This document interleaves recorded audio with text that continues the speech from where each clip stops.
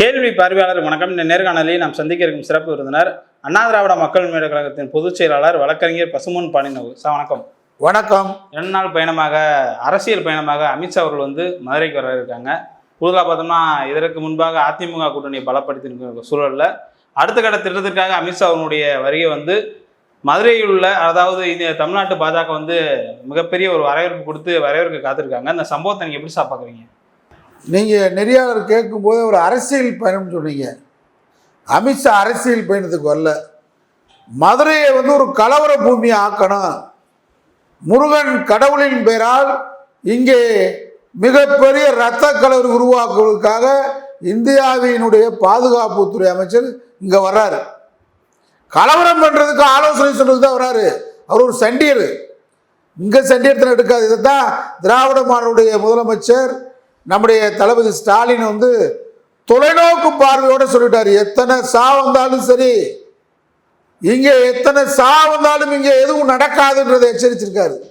எப்பயுமே டெல்லி தமிழ்நாடு டெல்லிக்கு out of control அப்படின்றது சொன்னதுக்கு காரணம் உங்கள் சித்து விளையாட்டு பூரா எங்கள் திராவிட இயக்கத்துக்காரனுக்கு தெரியும், பெரியார் தொண்டனுக்கு தெரியும். அமித்ஷா இப்போ என்ன, நீங்கள் காஷ்மீரில் கலவரத்தை அடக்கிட்டீங்களா? அமித்ஷா மணிப்பூரில் கலவரம் நின்று விட்டதா? மத்திய பிரதேசத்தில் கலவரம் நின்று போச்சா? வட மாநிலங்களில் நக்சல் பாரியுடைய எல்கைக்கு அவங்க கட்டுப்பட்டு 22 மாவட்டங்களே நக்சல் பாரி ஆண்டுகிட்டு இருக்கான். ஜார்க்கண்ட் போன்ற மாநிலங்களில் இதை அடக்கிறதுக்கு துப்பு கேட்ட அமித்ஷா, வெக்க கேட்ட அமித்ஷா. தமிழ்நாடு அமைதியா இருக்கு. இந்தியாவிலே தமிழ்நாடு அமைதி பூங்கா. இன்னும் சொல்ல வேண்டும் என்றால் உலகத்திலேயே தமிழ்நாடு அமைதி பூங்காவா இருக்கு. உலக மக்களே தமிழ்நாடை திரும்பி பார்க்குற அன்னைக்கு தமிழ்நாட்டில் தான் நிம்மதியாக வாழ முடியும். தமிழ்நாட்டில் தான் நிம்மதி இருக்கு, தமிழ்நாட்டில் தான் அமைதி இருக்கு, தமிழ்நாட்டில் தான் சுகாதார ஒரு கட்டமைப்பு இருக்கு, தமிழ்நாட்டில் தான் ஒரு சட்ட ஒழுங்கை காக்கக்கூடிய ஆட்சி இருக்குன்னு உலக மக்களுக்கு குடிவர பார்க்குறான். ஒரு பெரிய சிறந்த பெரியார் பூமி இன்னைக்கு உலக மக்கள் வியந்து பார்க்கக்கூடிய இடமா இருக்கு. மதுரைக்கு என்ன உங்களுக்கு திடீர் மதுரைக்கு மையம்? மதுரைக்கு என்ன அமித்ஷாவுக்கு வேலை? இங்க 22ஆம் தேதி சில காவி கூட்டம், காட்டு பிராண்டி கூட்டம், ஆர்எஸ்எஸ் என்றாலே காம களியாட்ட கூட்டத்துக்காரன். நேற்று உங்களுக்கு தெளிவா பட்டியலே சொன்னேன். ஆர்எஸ்எஸ் என்றாலே காவி என்றாலே அவன் காம கலியாட்டத்துக்கு சொந்தக்காரன், அவன் கலவரத்துக்கு சொந்தக்காரன். அவன் இங்கே தமிழ்நாட்டில் ஒரு தடவை விட்டுட்ட மதுரையில். அதாவது ஆவுகிரிச்ச ஒரு இஸ்லாமியருடைய அந்த சிக்கந்தர் மலையை நாங்கள் எப்படியாவது அகற்றுவோம்னு தான் அவங்களுடைய நோக்கம், குறி அதுதான். இது டெல்லி நாக்பூரில் ஆர்எஸ்எஸ் தலைமையுடைய சதி.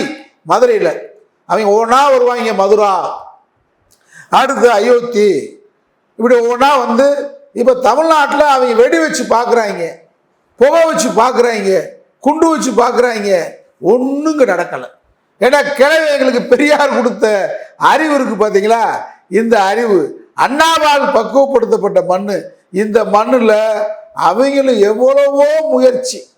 ஆர்எஸ்எஸ் 100 ஆண்டு கால வரலாறில் தோற்கடித்த மாநிலம் தமிழ்நாடு திராவிட மாடல். அவங்களுக்கு மிகப்பெரிய வெக்கமாக இருக்கு, ரொம்ப அசிங்கமாக இருக்கு.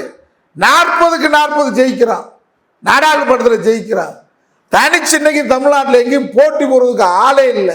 பாஜக ஒரு கட்சியாவே பார்க்கல. இன்னும் மோடி இந்தியாவுக்கே பிரதமர்னு சொல்லலாம், உலகத்துக்கே தலைவன் அவன் சொல்லிக்கிறலாம். இன்னும் நம்ம ஊரில் மோடினா யார் என்ன மிட்டாயான்னு கேட்டுக்கிட்டு இருக்கான். இன்னும் நம்ம கடமலை குண்டூர் கண்டம்னூர் வருஷ நாடு தும்பக்குண்டு போயில போய் பார்த்தீங்களாக்க மோடினால யாருன்னே தெரியல.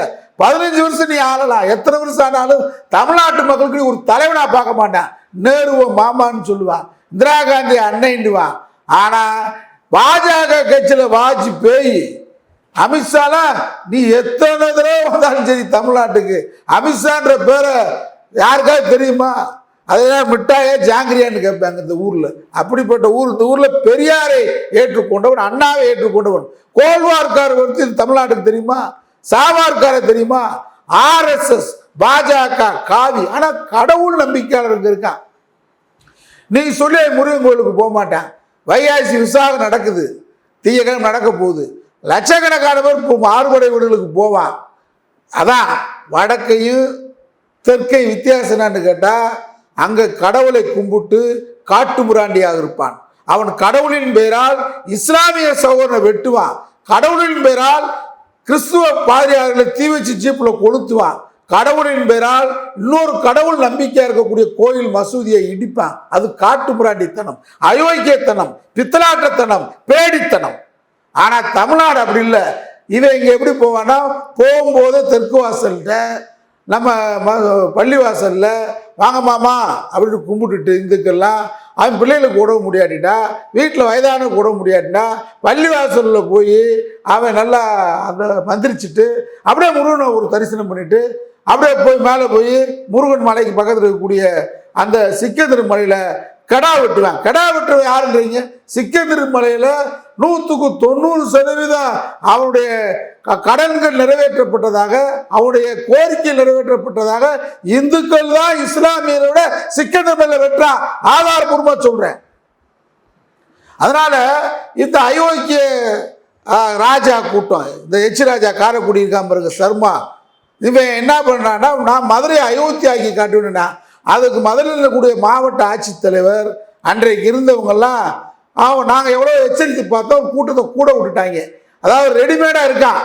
ஆர்எஸ்எஸ் பாஜகவுக்கு கலவரம் பண்ணுறதுக்கு ரெடிமேடாக இருக்கான். தமிழ்நாட்டில் திருப்பூரில் இருக்கிறவ யாருன்னு கேட்டால் வட இந்தியாவில் இருக்கிற பனியன் கம்பெனியில் வேலை பார்க்குறோன்னா இந்த காடேஸ்வரனா ஒரு களவாணி போயிருக்கிறான்.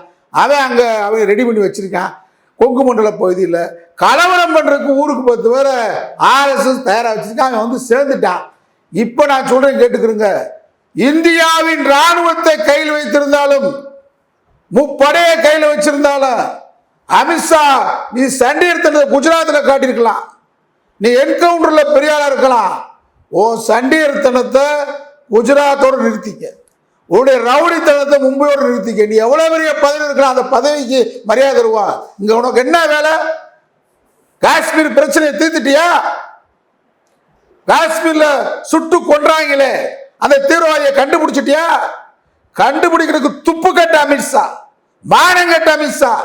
மதுரை அமைதியான ஊர், பாரம்பரியமான ஊர், வரலாற்று சின்னம், தமிழ் இலக்கியத்தையும் தமிழ் சங்கத்தை வளர்த்த ஊர்.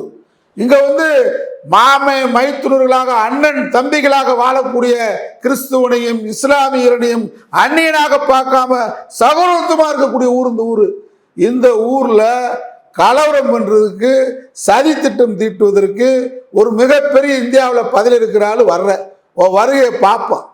நீ வா, ஆலோசனை சொல்லு, இந்த ரவுடி பிள்ளைப்புறம் கூப்பிடு, காவி துண்டுக்காரன்னு வரட்டும், ஆலோசனையை கொடுக்கட்டும். பணம் கொண்டு வர நினைக்கிறேன், பணத்தையும் கொடு, கொள்ளையடிச்ச பணத்தையும் கொடு, ஆர்எஸ்எஸ்காரே வாங்குங்க.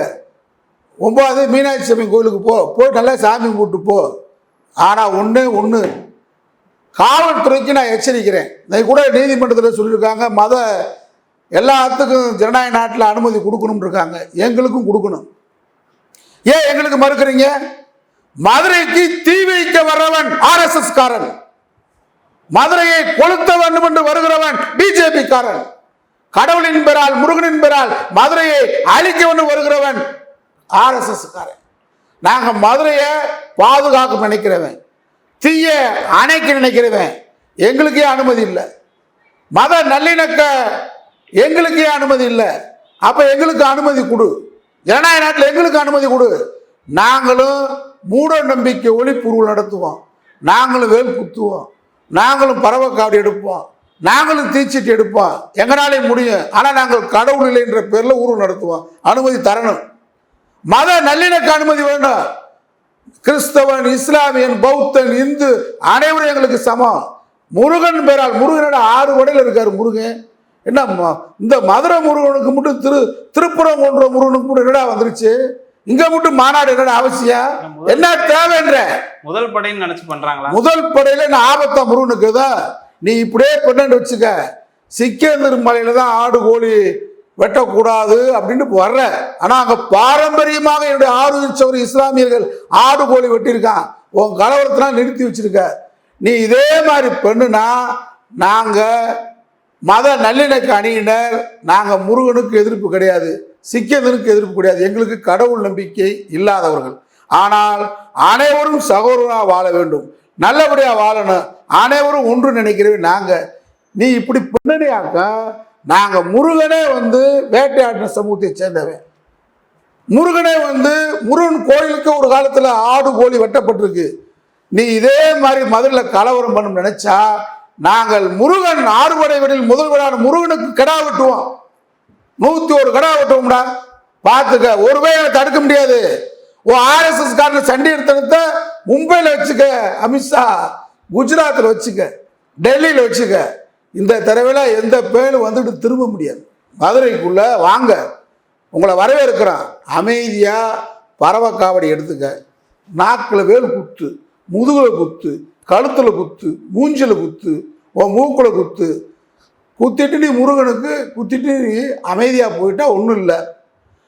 பறவை காவடி எடுக்கிறேன்னு சொல்லிட்டு இஸ்லாமியனுக்கு ஆபத்தாக, கிறிஸ்துவர்களுக்கு ஆபத்தாக, மத நல்லிணக்கத்தை சீர்குலைக்கின்ற வண்ணம் பழங்கானத்தில் ஆர்ப்பாட்டத்தில் அச்சுராஜா பேசினா பாரு, அயோத்தியாவுக்கும் மதுரைன்னு சொல்லி அப்படி அயோக்கியத்தனமா பேசிட்டு எச்ராஜல்ல அமித்ஷாவே வந்தாலும் சரி, மோடியே வந்தாலும் சரி, இங்க கலவரம் பண்ணிட்டு ஒருவே திரும்ப முடியாது. அது மட்டும் எச்சரிக்கை. மதுரை மக்கள் சார்பாக சொல்றேன். நான் தனிப்பட்ட பசு முன்பாடு நான் சொல்லல, அண்ணா திராவிட மக்கள் முன்னேற்ற கழகம்னு சொல்லல. மத நல்லிணக்கத்தை விரும்புகின்ற மக்கள், மதுரை மக்கள், திருப்பரங்குன்றத்தில் மக்கள் தெளிவா இருக்கான். நாங்க திருப்பரங்குன்றத்தில் இருக்கிற மக்கள், நாங்கள் மத நல்லிணக்கவாதிகள். எங்களுக்கு இங்கே எந்த பிரச்சனையும் இல்லை. இஸ்லாமியர்கள் நாங்கள் ஒன்றாக பல நூற்றாண்டுகளாக வாழுகிறோம். இங்கே மலையை சுற்றி ஆயிரக்கணக்கான காவல் தெய்வங்களுக்கு பேச்சியம்மா, ராக்கம்மா, மூக்கம்மா, கருத்தம்மா, சீனியம்மா, மாரியம்மா, எல்லா அம்மாவுக்கும் நாங்க காவல் தெய்வம், கருப்பு, முனியாண்டி, ஐயனார். திருப்பரங்குன்றம் மலையை சுற்றி இருக்கிறாருக்கு அயோத்தி பிள்ளை ராஜா, அயோக்கிய பிள்ளை. திருப்பரங்குன்றம் மலையை சுற்றி ஞாயிற்றுக்கிழமை ஆயிரக்கணக்கான ஆடுகளை வெட்டி தான் சாப்பிட்றோம். தடுக்க முடியுமோனால பாண்டி கோயில்ல 1000 லட்சக்கணக்கான ஆடுகள் ஞாயிற்றுக்கிழமை வெட்டுறோம். ஏன் முருகனுக்கு வெட்டக்கூடாதா? முருகன் யாரு? நீ முருகனை களவாணித்தனமா சுப்பிரமணியன்னா நீ சேர்த்து வச்சு பேரை மாத்திக்கிட்ட. முருகன் எங்காலு, அவன் கறி சாப்பிட்றவன், அவன் ரத்தப்பழி வாங்குறவன், ரத்தம் குடிக்கிறவன், ஆற்றத்தம் குடிக்கிறவன் முருகன், மாற்றத்தை குடிக்கிறவன். அதனால நாங்க யாருன்னு நினைக்கிற? நாங்கெல்லாம் முருகனுக்கு வேண்டியவங்கப்பா. அதனால நீ நினைக்கிற மாதிரி இங்க வந்து மதுரையில வந்து திருப்பரங்குன்றத்தில் கலவரம் பண்ணிட்டு போயிடலாம் அப்படின்னு நினைக்கிற. எல்லா சாலைகளும் திறந்திருக்கும். உன் சண்டை எடுத்திருந்த சந்திப்போம், சவால். எல்லா சாலைகளும் திறந்திருக்கு, வாங்க, அமைதியா வாங்க, வேல் எடுங்க, மூக்குல குத்துங்க, எங்கேயும் குத்திக்க. கலவரம் பண்ணிட்டு ஒரு RSS காரே மதுரை விட்டு திரும்ப முடியாது. மதுரையிலிருந்து வெளியூர் போற பாதை பூரா நாங்க நிற்போம். எங்க படை நிற்கும். எங்கள் படை, மத நல்லிணக்க படை மதுரையிலிருந்து சுத்தி வெளியேற பாரு, அந்த இடத்துல போய் நிற்போம். அமைதியா முருகனுக்கு அரோகரா போடு, பால் கூட எடு, பால் அபிஷேகம் பண்ணு, என்ன வேணாலும் பண்ணிக்க, பீர அபிஷேகம் கூட பண்ணு, என்ன வேணாலும் பண்ண. எங்களுக்கு அதை பத்திர ஒன்றும் இல்லை. ஆனா அன்னக்காவடி எடு, குண்டக்காவடி எடு, பறவைக்காவடி எடு, என்ன வேணாலும் பண்ணிக்க. எங்க வேணாலும் உடம்புல ஊசியை குத்து, வேலை குத்திக்க, அது ஓ விருப்பம். மதுரையில் தீ வைக்கணும், மதுரையில் கலவரம் பண்ணணும், ஆர்வீச்சர் இஸ்லாமியர்களுக்கு கலவரம் பண்ணணும், சிக்கந்தர் மலைக்கிட்ட போகணும்னு நினைச்சாங்க ஒரு மதுரையை விட்டு திரும்ப முடியாது. அன்னக்காவடி எடுத்து குத்தி விட்டுருவோம். காவடி நாங்க பார்த்துக்க, எச்சரிக்கை. RSS காரன், காவி கொடி கட்டினவன், பிஜேபி காரன் ஒரு மதுரை விட்டு திரும்ப மாட்டார். மதுரை லாக் பண்ணிடுவோம். அதனால் நாங்கள் என்ன நினைக்கிறோம், மதுரையில் கலவரம் வரக்கூடாதுன்னு நினைக்கிறோம். மதுரையில் நாங்கள் என்ன நினைத்து வேண்டுகிறோம் என்று சொன்னால், மதுரை அமைதியா இருக்கு, தமிழ்நாடே அமைதியா இருக்கு. அமித்ஷா தான் கலவரம் பண்ற. எடப்பாடியை கூப்பிட்ட, மிரட்டின, அவன் மகன் ஏதோ பாவம் விமானம் வாங்க நினைச்சிருக்கான், மாட்டிக்கிட்டான் மிதுன் பழனிசாமி. அதுக்காக எடப்பாடியை பிடிச்சி மகனம் உள்ளதல்லவா இங்க கூட்டணிக்கு வர்றியா, ஐயா கூட்டணிக்கு வர்ற கொத்தடிமை உட்கார அப்படின்ட்டு பேச விடாம நீயே கூட்டணி அறிவிச்சுட்டு போயிட்ட. இப்ப பாவம் ராமதாஸ் வீட்டில் இறங்கி, அன்புமணி திகார் ஜெயிலுக்கு போறியா, கூட்டணிக்கு வர்றியா, ரெண்டே பேச்சு தான். உங்க அப்பையும் கூட தகராறு பண்றியா. இப்ப பேசி அன்புமணியை மிரட்டி, திகார் சிறையை காமித்து மிரட்டி நீ வச்சிருக்க. அது மாதிரி இந்த பிஜேபிக்கார அமித்ஷா வா, என்ன வேணாலும் செய்ய, ஆலோசனை பண்ணு, ஆலோசனை சந்திக்கிறோம், கருப்பு சட்டை கிடைப்பாரு, எதையும் சந்திப்போம், அதில் கலவரம் பண்ணிட்டு போகணும்னு நினைச்சாக்க ஒரு பிஜேபி காரன் RSS காரன் காவி துண்டு போட்டவன் மதுரை விட்டு போக முடியாது. எச்சரிக்கை. நன்றி சார். நன்றி.